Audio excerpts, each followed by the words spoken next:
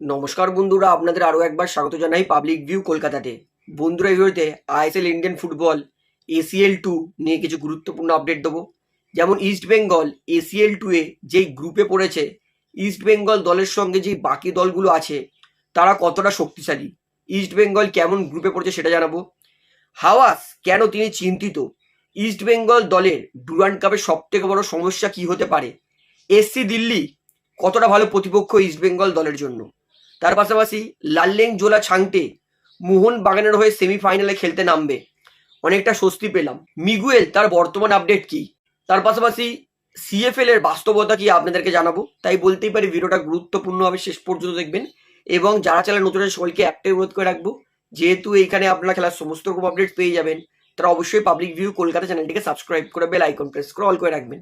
তাহলে বন্ধুরা, সবার প্রথমে ইস্ট বেঙ্গল দল ACL2 এ কেমন গ্রুপে পড়েছে সেটা আপনাদেরকে জানাই। ইস্ট বেঙ্গল ফ্যান্স, দারুণ দারুণ দারুণ সুখবর।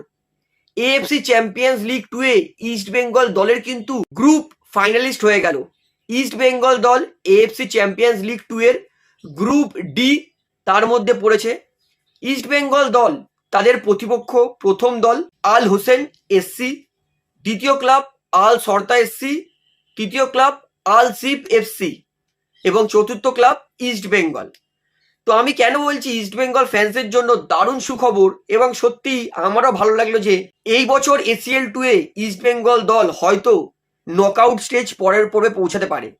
কারণ তুলনামূলকভাবে কিন্তু কিছুটা সহজ গ্রুপে ইস্ট বেঙ্গল পড়েছে, যেটা আমাদের জন্য, গোটা ভারতের জন্য দারুণ সুখবর। কারণ আজ পর্যন্ত কোনো দল AFC চ্যাম্পিয়ন্স লিগ 2 এ সেকেন্ড রাউন্ডে পৌঁছায়নি নকআউটে, ইস্ট বেঙ্গল দলের কিন্তু পৌঁছানোর সম্ভাবনা আছে।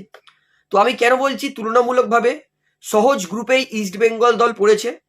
ইস্ট বেঙ্গল দলের গ্রুপে প্রথম যে দলটা কোয়ালিফাই করেছে সেটা হচ্ছে আল হোসেন SC। এটা হচ্ছে জর্ডান লিগের club, last season Jordan league champion হয়েছিল, এবং ক্লাবটার মার্কেট ভ্যালু হচ্ছে 46 কোটি 46 কারোর। অর্থাৎ ISL এ কিন্তু 46 কোটির দল অবশ্যই আমরা জানি অনেক কটাই হয়। তো সেই জন্য বলছি প্রথম দল সব থেকে ভয়ঙ্কর, জর্ডান লিগ চ্যাম্পিয়ন আল হোসেন, তার মার্কেট ভ্যালু দলের টোটাল ক্লাব ভ্যালু 46 কারোর। দ্বিতীয় দল সেটা হচ্ছে আল সরতা SC। এইটা হচ্ছে ইরাক লিগের লাস্ট সিজন সেকেন্ডে ফিনিশ করা দল পয়েন্টস টেবিলে। আল সরতা কিছুটা হলেও কঠিন, আল সরতা তাদের মার্কেট ভ্যালু 61 কোটি, এবং আমরা জানি যে মোহনবাগান এর আগের সিজন, তার আগের সিজনে 60 কোটি টাকার দল গঠন করেছিল। অর্থাৎ বলতেই পারি কিন্তু মোটামুটি ইস্ট বেঙ্গল তাদের লেভেলেই কিন্তু আল হোসেন এবং আল সরতা SC আছে। এবং 3 নম্বর ক্লাব সেটা হচ্ছে Oman league champion club Al sheep SC। আল সিপ এই দলেরও কিন্তু মার্কেট ভ্যালু 43 কোটি টাকা। অর্থাৎ তুলনামূলকভাবে কিন্তু ইস্ট বেঙ্গলের লেভেলেই 3টে ক্লাব। এবং 4 নম্বর দল হচ্ছে ইস্ট বেঙ্গল SC। এই বছর east Bengal Indian super league champion, এবং ইস্ট বেঙ্গল দলের এই সিজনের মার্কেট ভ্যালু হচ্ছে 35 কারোর 35 কোটি টাকা। অর্থাৎ যদি ধরি ইস্ট বেঙ্গল যে গ্রুপে আছে AFC চ্যাম্পিয়ন্স লিগ 2 এর, সেই গ্রুপের 4টে দলের মার্কেট ভ্যালু, ক্লাব ভ্যালু, আল হোসেন 42 কারোর, আল সরতা সামান্য বেশি 61 কোটি, আল সিপ 43 কোটি, ইস্ট বেঙ্গল 35 কোটি। অর্থাৎ এই কারণেই বলছি ইস্ট বেঙ্গল দল ভালো গ্রুপে পড়েছে। I hope, I pray East Bengal দল যেন নিজের গ্রুপ সেকেন্ডে অ্যাটলিস্ট কোয়ালিফাই করে এবং নকআউট পরের পর্বে পৌঁছাতে পারে। তো অবশ্যই east Bengal fans, AFC champions league 2 এ ইস্ট বেঙ্গল কোন গ্রুপে পড়েছে, বাদবাকি দল কতটা শক্তিশালী না দুর্বল, এই ভিডিওটা শেয়ার করে সবাইকে কিন্তু খুশির খবরটা দিয়ে দেবেন। এইবারে বলি, বর্তমানে আমাদের ভারতীয় ফুটবল স্তর তো খারাপ, আমাদের ক্যালকাটা ফুটবল লিগ তার 3rd ডিভিশনের ম্যাচের মাঠ হচ্ছে এইটা। মানে বলতে গেলে জঙ্গলের মধ্যে জাস্ট কর্নার তোলার জায়গাটা পরিষ্কার করা, বাদবাকি পুরো মাঠে ঠিক মানে 10 ইঞ্চি ঘাস, তার মধ্যে আমাদের CFL এর 3rd ডিভিশন ম্যাচ চলছে। মানে আমাদের সাইড লাইনে যে রেফারি দাঁড়িয়ে আছে সে পর্যন্ত দৌড়ানোর সেরকম ভালো স্পেস নেই, জঙ্গলের মাঝখানে CFL এর 3rd ডিভিশন ম্যাচ চলছে। মানে আমরা ইন্ডিয়ান ফুটবলে ফিউচারের কথা ভাবি যে ভবিষ্যতে আমাদের ইন্ডিয়ান ফুটবল এই করবে সেই করবে, যখনই আমাদের CFL ক্যালকাটা লিগ তার 3rd ডিভিশন মাঠ দেখি, তারপরে সেই স্বপ্ন আবার কিন্তু বালিচাপা পড়ে যায়। তো অবশ্যই সিএফএল এর থার্ড ডিভিশন মাঠের কোয়ালিটি কি, এই ভিডিওটা শেয়ার করে কিন্তু অবশ্যই সবাইকে জানান যে ইন্ডিয়ান ফুটবলের বাস্তবতাটা একবার নিজের চোখেই দেখে নিন।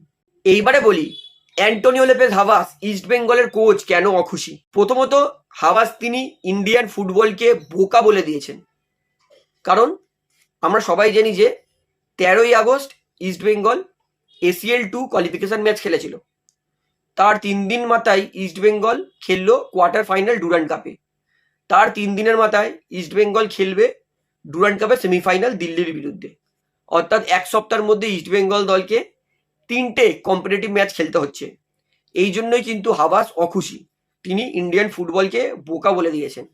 তো সত্যি করে বলছি ইস্ট বেঙ্গল দলের জন্য কিন্তু কাজটা খুবই ডিফিকাল্ট।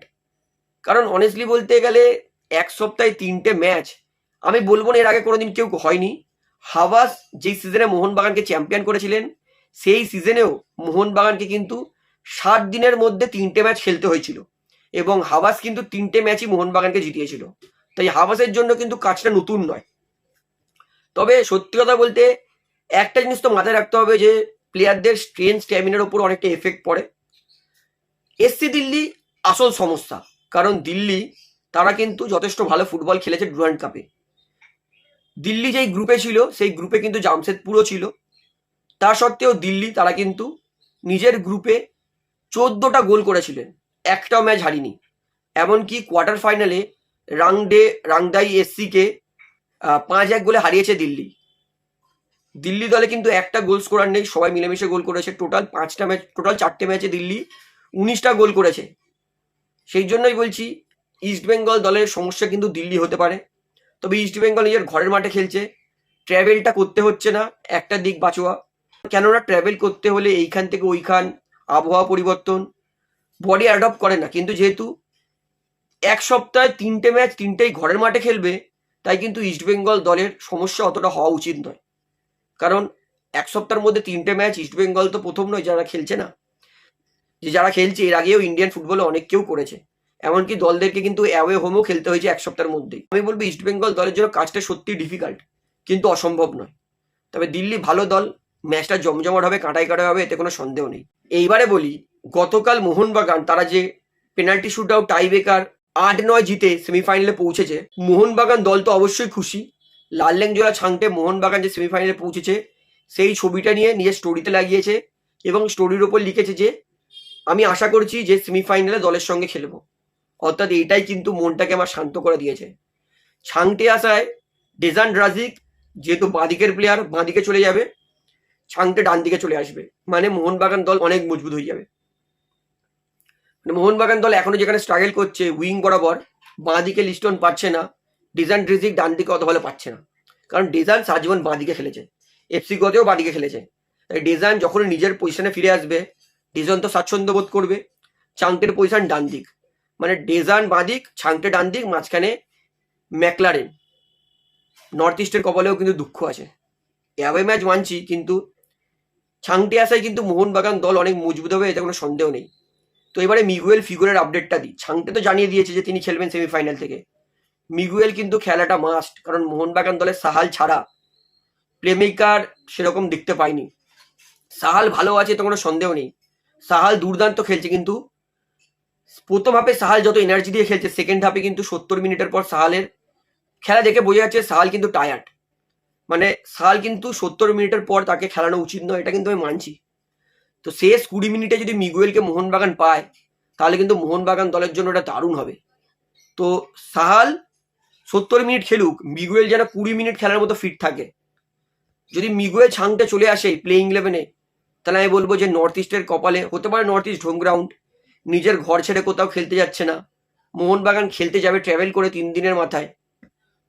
তো মোহনবাগানের জন্য কাজটা কঠিন হলেও যখনই ছাংটে, ম্যাকলারেন আর মিগুয়েল দলে চলে আসবে, মোহনবাগান দলকে কিন্তু হারাতে গেলে নর্থ ইস্টকে নিজের বেস্ট পারফরমেন্সটা দিতে হবে। তো অবশ্যই ছাংটে খেলবে, এটা কনফার্ম। মিগুয়েল তাকে সুস্থ করার কিন্তু আপ্রাণ চেষ্টা করছে মোহনবাগান মেডিকেল টিম, কারণ কোচ তিনিও জানেন যে মিগুয়েল যদি না থাকে তাহলে কিন্তু মোহনবাগানকে জেতানোটা খুবই ডিফিকাল্ট। তাই কোচ মোহনবাগানের ফিজিওর সঙ্গে কথাবার্তা বলে মিগুয়েলকে কিন্তু আলাদাভাবে ট্রেনিং করাচ্ছেন, মিগুয়েলের উপর ফোকাস রাখছেন, যাতে অ্যাটলিস্ট সেমিফাইনালের মতো গুরুত্বপূর্ণ ম্যাচ মিগুয়েলকে যাতে মোহনবাগান পেতে পারে। তো আই হোপ মিগুয়েল তিনি দ্রুত সুস্থ হয়ে যাবেন, কারণ মোহনবাগান দলকে কিন্তু যদি জিততে হয় নর্থ ইস্টের মতো এত শক্তিশালী দলের বিরুদ্ধে, যে নিজের ঘরে এত ভালো খেলছে, শিলং লাজংয়ের মতো দলকে 5-2 হারিয়েছে, মোহনবাগান দলকে কিন্তু নিজের বেস্ট টিমটাই খেলাতে হবে। তাহলে বন্ধুদের ভিডিও এখানে শেষ করছি। আশা করি ভালো লাগলো। তো ভিডিওটি ভালো লাগলে অবশ্যই লাইক করুন, কমেন্ট করুন, শেয়ার করুন এবং চ্যানেল সকলকে অনুরোধ করে রাখবো, যেহেতু এখানে আপনারা খেলার সমস্ত রকম আপডেটস পেয়ে যাবেন, তারা অবশ্যই পাবলিক ভিউ কলকাতা চ্যানেলটিকে সাবস্ক্রাইব করে বেল আইকন প্রেস করে অল করে রাখবেন। ধন্যবাদ।